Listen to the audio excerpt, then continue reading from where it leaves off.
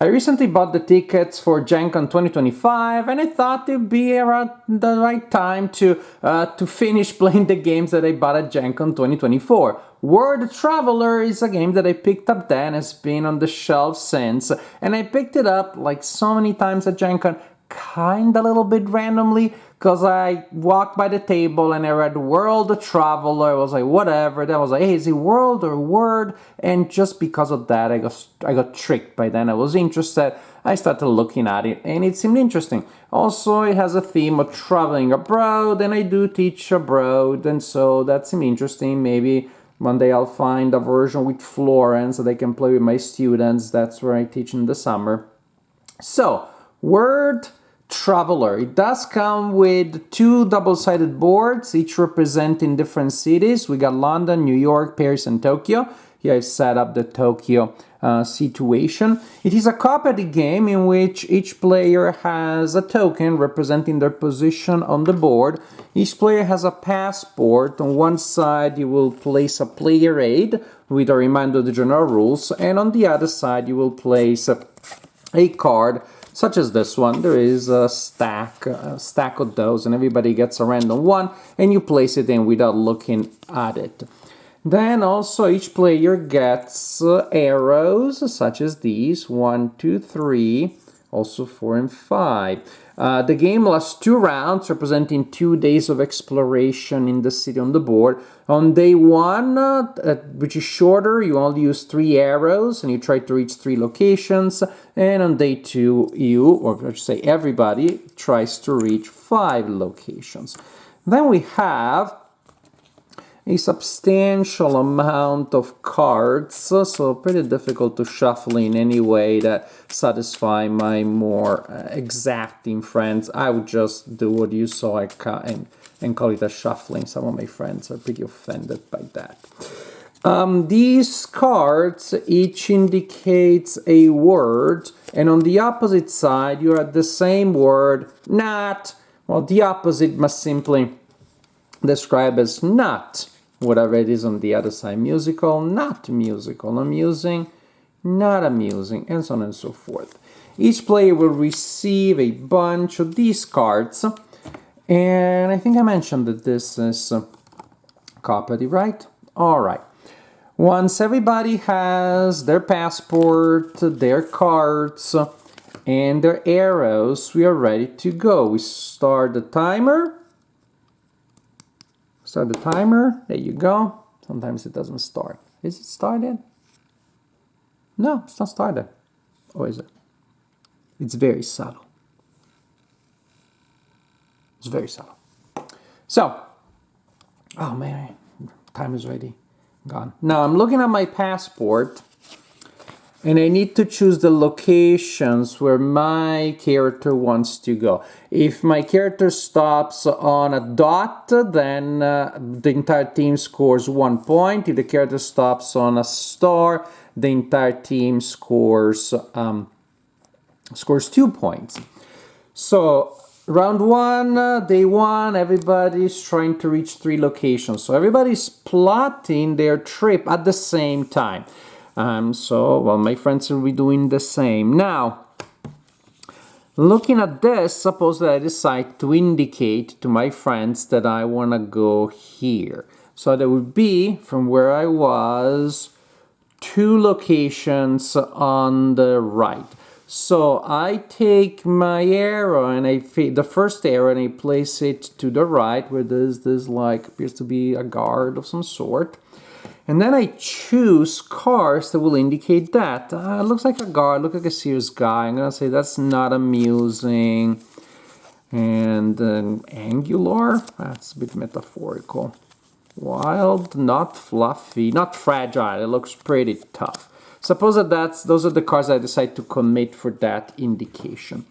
Then for my second, I decide to go from there, well, all the way up there. So now I'll use the second arrow again, indicating the actual direction connected to the board where I want to go. And trust me, if I go all the way up there, there is a train there. And this I'm trying to do my best to complicate it. Yes, taking trains in Japan, I assume is complicated, at least for me, because I don't speak Japanese. Comfortable, they look comfortable. And so on and so forth. And then for my third location, maybe I want to go there, and then I'll place my third arrow in this direction, because I'm going this way, and this time there is an origami there. Okay, I seem to remember I have angular. That seems to fit the bill. Not fluffy. Have you seen a fluffy origami? Probably not. But it's angular, not wide. That's not wide. Yeah, it's not wide. It's small.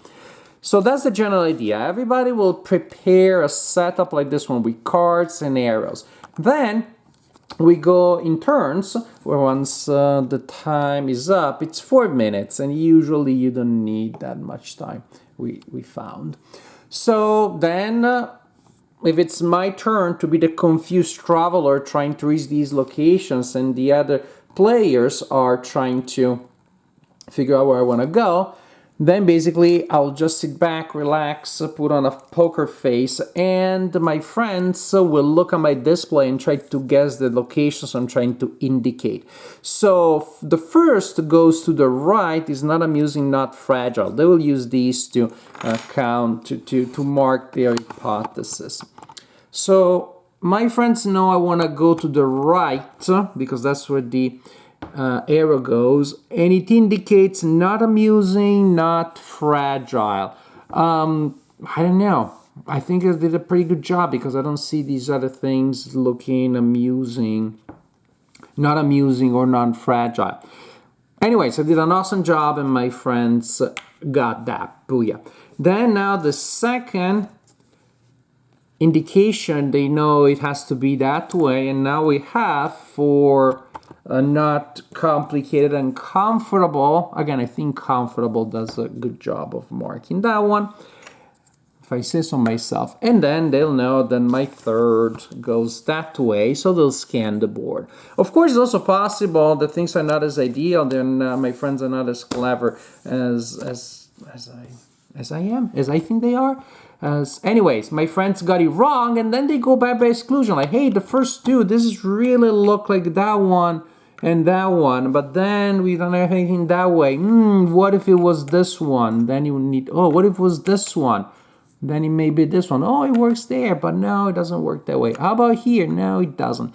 And so sometimes they make an hypothesis, and then they just go back and rework it. Of course, if you get the first one wrong, then the other ones will all be wrong, most likely.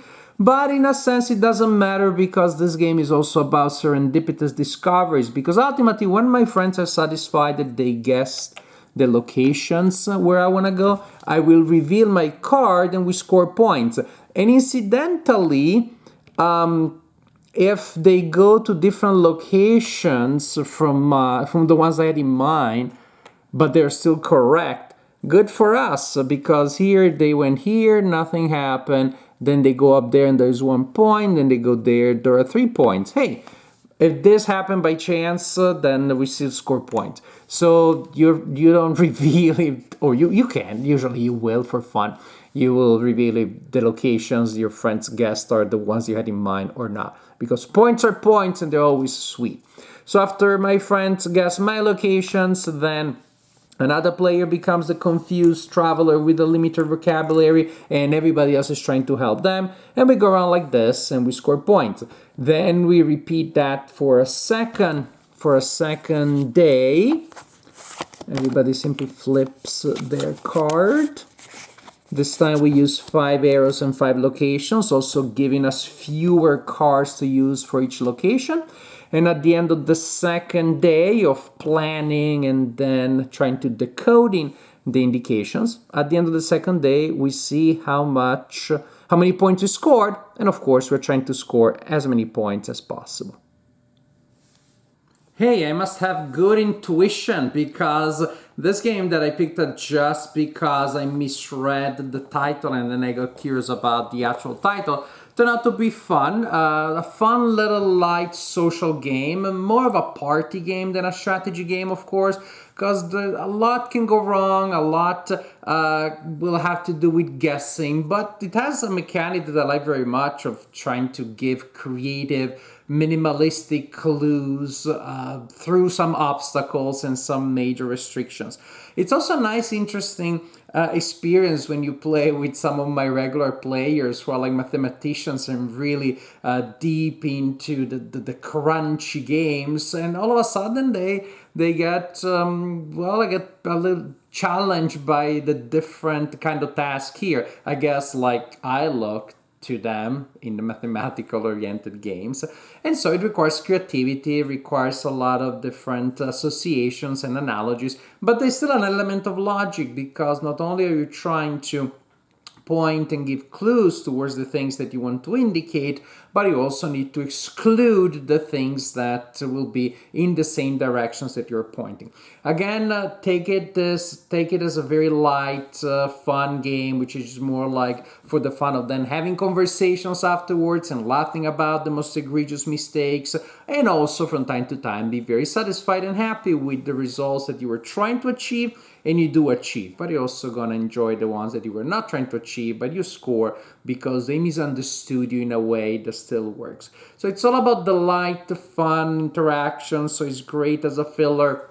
You can play with anybody and everybody because you can pretty much teach it as you set it up and teach it as you play. Like, hey, maybe the first round you're not using the timer, which doesn't seem all that effective or necessary anyways, because we found that usually you don't need that much time.